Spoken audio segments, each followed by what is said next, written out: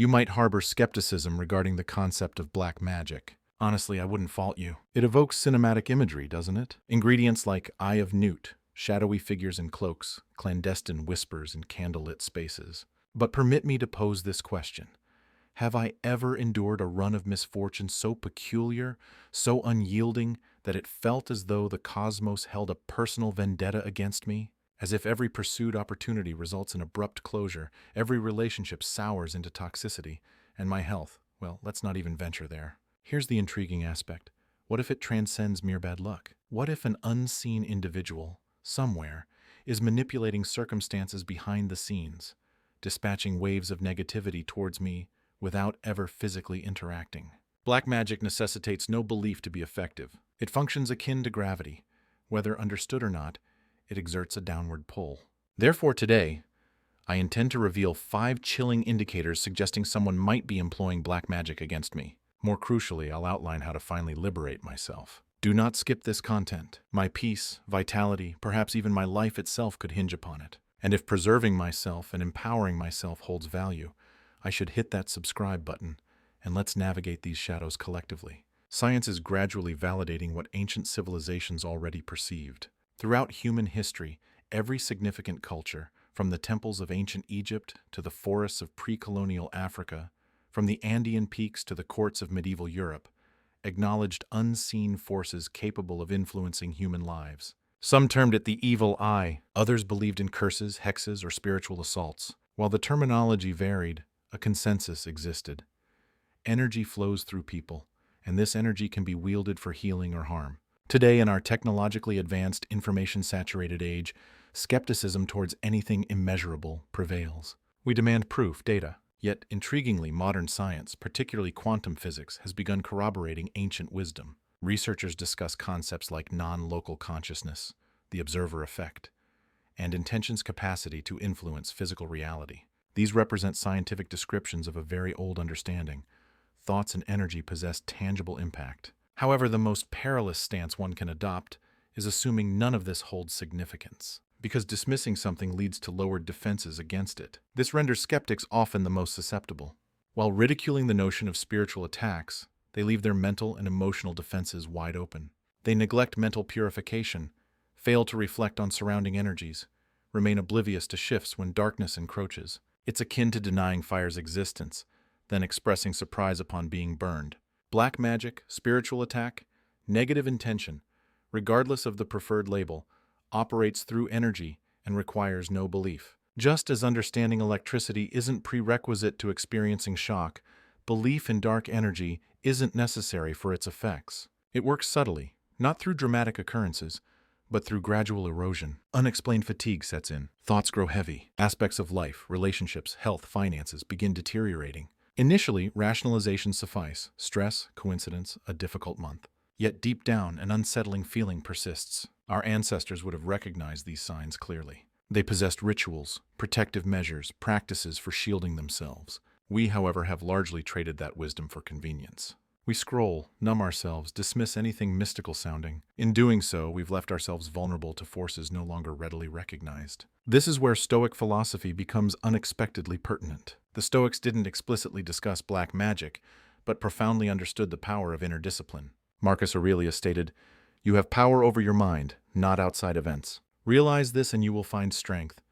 That isn't merely ancient wisdom, it's spiritual armor, because an unguarded mind is susceptible to any external influence. But a trained, calm, aware mind cannot be dominated, not even by the darkest intention. So if I've been feeling off, as though an invisible weight bears down, I must not ignore it. Awareness marks the initial step. And that's why today I'm sharing the 5 distinct signs indicating someone might be using black magic to target me. The first sign might already explain why, despite my best efforts, I still awaken daily feeling energetically depleted. Sign 1. Persistent fatigue and energy drain. Have I ever woken feeling as though sleep offered no restoration? Not the standard tiredness from insufficient rest or an uncomfortable pillow. This sensation feels weightier. It permeates my bones, fogs my thoughts, and resists alleviation by coffee or motivational platitudes. I retire early, attempt meditation, take supplements, perhaps even schedule medical appointments, blood tests, scans, sleep evaluations, yet results consistently return normal. I'm told it's merely stress, aging, or nothing identifiable. Still, internally, I know something is fundamentally wrong. This isn't common fatigue. It's a slow, deliberate depletion. And the reason it feels alien is precisely because it is foreign. In many instances, this exhaustion represents the primary indicator of an energy-based assault, what numerous cultures have long termed black magic. Let's consider Ryan. He doesn't fit the profile one might expect to be susceptible to spiritual matters. A Midwestern father of three, owner of a small business, Ryan had just finalized a major contract poised to double his company's revenue. A monumental achievement, the culmination of nearly a decade's work. Yet, 2 weeks post-closing, his energy began inexplicably vanishing, not gradually but abruptly.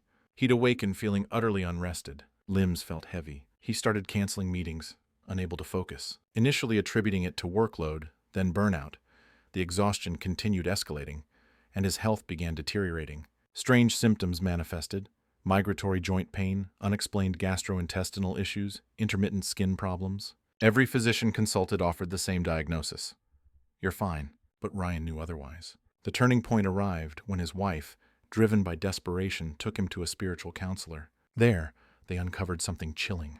A former competitor, someone Ryan had surpassed for the contract, had reportedly engaged a practitioner specializing in energy blocking. The intent: disrupt his success. While Ryan initially dismissed it, the timing, symptoms, and the mysterious resistance of his body to all healing modalities prompted reconsideration. Once they initiated clearing rituals and protective practices, a shift occurred. Gradually, his energy returned. Symptoms subsided. Within a month, he regained functionality. What renders this so insidious is its bypass of the physical, directly targeting the energetic, my life force, vitality. And here's the truth most prefer not hearing: belief is irrelevant. Black magic, spiritual attacks, energetic manipulation, regardless of label, operate independently of conviction. Just as belief in gravity isn't required to fall, belief in energy attacks isn't necessary to suffer consequences. Worse still, such attacks often manifest precisely during periods of ascent, right before promotions, moves, new relationships, because that's when jealousy peaks and personal energy shines brightest. That radiance attracts attention, and in some cases, malice. This underscores why Stoic philosophy isn't just relevant, it's essential. The Stoics taught observing oneself with clarity, strengthening the mind so external forces, however chaotic or malicious, cannot destroy inner peace. Marcus Aurelius wrote, "If you are pained by any external thing, it is not this thing that disturbs you but your own judgment about it." But what if my very judgment is being clouded by something unnatural? What if clarity is fogged not by personal thoughts but by external forces working to distort my inner world? This highlights the power of awareness. Because once the attack is recognized, resistance can begin. Fortify the mind, purify energy, break the cycle. If experiencing relentless fatigue, unexplained health issues, and a sense that life is slipping away despite earnest effort, this might signify more than simple burnout. It could be the initial sign of a spiritual attack. Recognizing it constitutes the first step towards reclaiming personal power. In the subsequent sign, we'll examine how these forces extend beyond the physical body, beginning to turn my own relationships against me. Stay until the conclusion for actionable steps that will redefine my experience. Sign 2. Sudden relationship breakdowns. Have I ever experienced a relationship, once perceived as solid, warm, dependable, abruptly unraveling without apparent cause? Not a gradual distancing, nor the result of significant conflict or betrayal, but a sudden perplexing shift. One day, my partner, friend, or sibling and I share laughter, inside jokes, future plans. The next, it's as if we communicate in disparate languages. Misunderstandings accumulate like barriers, and suddenly I find myself behind emotional walls neither party intended to construct. This type of unexplained rupture, particularly when manifesting across multiple relationships, represents one of the clearest, most painful indicators of a spiritual attack. Often associated with black magic or deliberate energy manipulation, it typically commences subtly. I utter an innocent remark and the other person reacts as if insulted. I send a lighthearted text message, and it's misinterpreted. The breakdown initiates with minor, almost imperceptible misalignments. But then follow irrational arguments, conflicts erupting over trivialities, emotional outbursts feeling incongruous with my nature. I find myself articulating things unintended, reacting with anger and suspicion towards someone previously providing comfort. Worse, the underlying reason remains elusive. Many describe it as a descending fog, a filter distorting all communication, transforming kindness into threats, intimacy into conflict. I once worked with a woman named Denise, A therapist, deeply grounded, rational, not inclined toward superstition. Yet when her long-term relationship began inexplicably collapsing, she observed something peculiar. Concurrently, her partner grew distant and hostile. Her closest friends ceased returning calls. Her younger brother, previously her staunchest confidant, suddenly accused her of selfishness and coldness. None of it made logical sense. It felt as though her world had turned against her overnight. Denise began questioning herself, her worth, her perception of reality. Only later did she discover someone from her professional past, harboring resentment over an old grievance, had engaged a spiritual practitioner to bind her energy. The objective? Sever her from her foundations, strength, relationships, leaving her vulnerable and isolated. And that constitutes the darkest aspect of these attacks. They aren't solely about conflict, they aim for isolation. Once my support system begins disintegrating, I lose the individuals who might have perceived the true underlying situation. I lose my reflective mirrors, those capable of affirming, this isn't you. This is how the negative energy propagates, not just weakening my physical body, but severing the emotional and spiritual bonds providing cohesion. This is where Stoicism again offers a profound lifeline. When the external world descends into chaos, the Stoics advise turning inward, not for escape, but for fortification.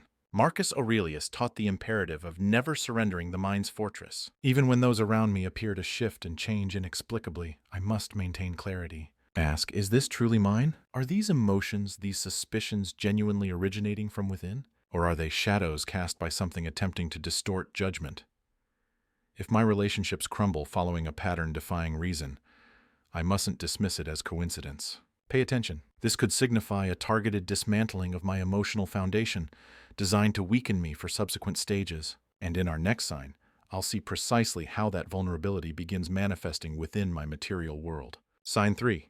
Financial and career blockages. Now, let's explore the third sign, one frequently inflicting the deepest impact and leaving lasting scars: the inexplicable collapse of financial stability and career trajectory. This isn't merely navigating a challenging period or making a poor investment decision. It concerns a persistent pattern defying logical explanation, where every forward step seems countered by an invisible force pushing me 2 steps back. If I've ever felt my efforts are sound, plans well conceived, execution disciplined, yet progress remains mysteriously thwarted, what I'm contending with might transcend bad timing or coincidence. It could represent deliberate interference with my prosperity. When a black magic attack targets finances or career, the timing rarely appears random. These setbacks don't typically occur during periods of vulnerability. They strike precisely during ascent. A contract poised for signing suddenly dissolves. A new client, initially eager, vanishes without explanation. Passing all interview stages results only in silence. It feels calculated because it is. The objective? Keep me just below the success threshold, perpetually outside the breakthrough circle, trapped within the exhausting loop of almost. Over time, these disruptions inflict more than just financial damage. They begin eroding confidence. When repeated failure occurs despite discipline, planning, and hard work, a man starts questioning his intrinsic value. I might wonder if I've lost my edge, become irrelevant, or worse, never truly merited the success pursued. And precisely here, the deeper harm takes root. The attack aims not just to halt income, but to infect self-perception, inducing shrinkage, fostering settlement. What makes these financial blockages such a potent indicator of energy-based interference is their persistence regardless of intelligence, caution, or experience. I follow expert advice, adjust strategies, perform the work, yet nothing changes or conditions worsen. Opportunities disintegrate for absurd reasons. Deals seemingly certain never finalize. Unexpected expenses deplete savings the moment rebuilding commences. It resembles being locked within an inexplicable, inescapable loop. This underscores why Stoicism holds greater relevance now than ever. Because when external progress falters, the Stoic turns inward, examining not just events, but the meaning assigned to them. Marcus Aurelius reminds us, you have power over your mind, not outside events. Realize this, and you will find strength. That isn't mere theory, it's strategy. When the world appears conspired against me, my primary defense isn't intensified outward effort, but sharpened inward focus.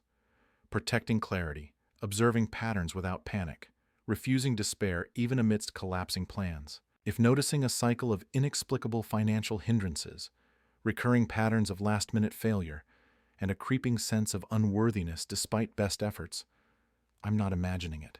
This may constitute the third sign of a spiritual attack, one aiming to limit not just wealth, but freedom, options, and the will to persevere. The positive news: once the pattern is recognized, breaking it becomes possible. And in the next sign, we'll examine how this influence penetrates even deeper into thoughts, perceptions, and the very sense of reality. Sign 4.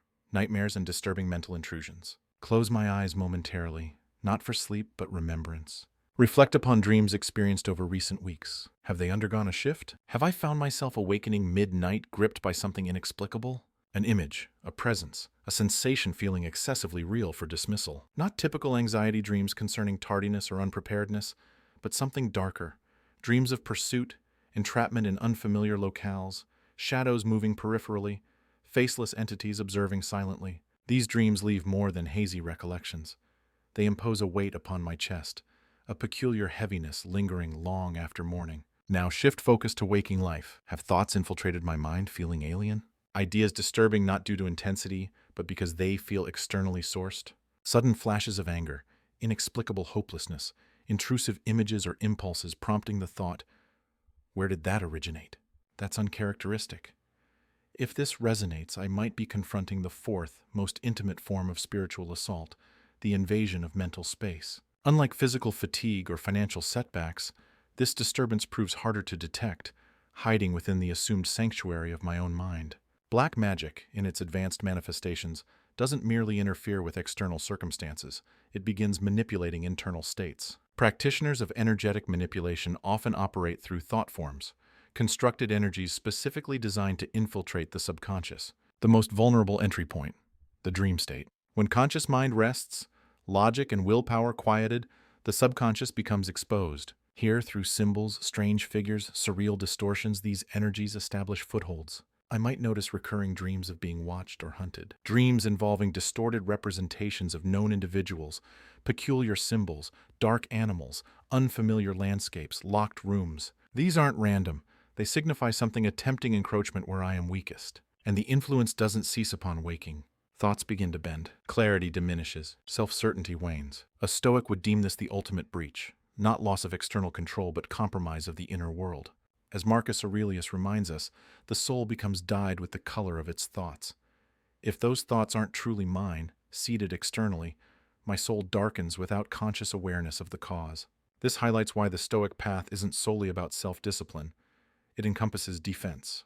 Mental sovereignty constitutes the highest form of power. When thoughts feel foreign, dreams betray trust, panic isn't the answer, grounding is. Reflect. Observe without fear. Reclaim the mind through awareness of every thought, every influence. The Stoic doesn't control the storm, but refuses the storm control over him. If mental peace is besieged, dreams transformed into battlegrounds, this may indicate the fourth sign of spiritual attack. And as we proceed to the final sign, I'll see how, once the mind is compromised, the ultimate assault targets shaping perceived reality itself. Sign 5. Synchronistic warnings and energetic disturbances. The fifth and final indicator is one many dismiss until the feeling becomes undeniable. Synchronistic warnings.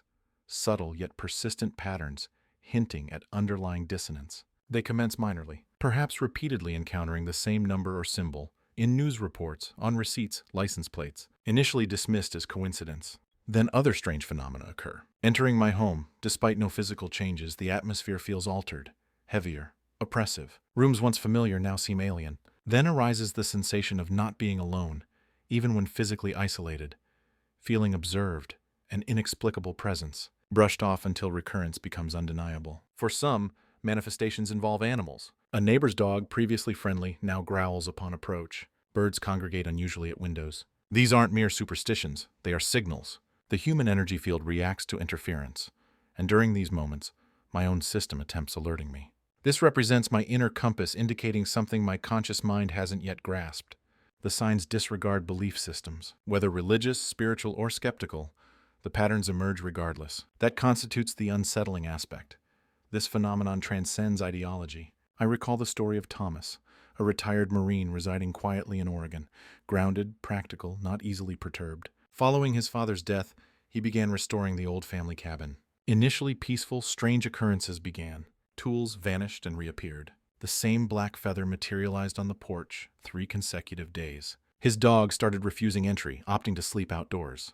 Then came the dreams, dark, vivid, echoing with voices.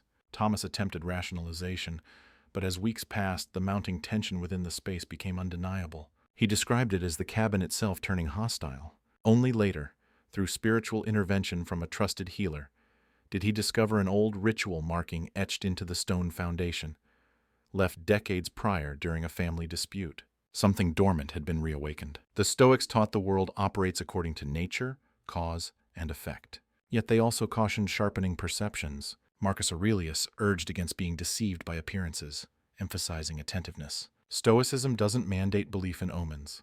It demands alertness to patterns, instincts, intuition. These synchronistic warnings aren't metaphysical trivialities. They are psychological and energetic indicators of encroachment upon my inner world.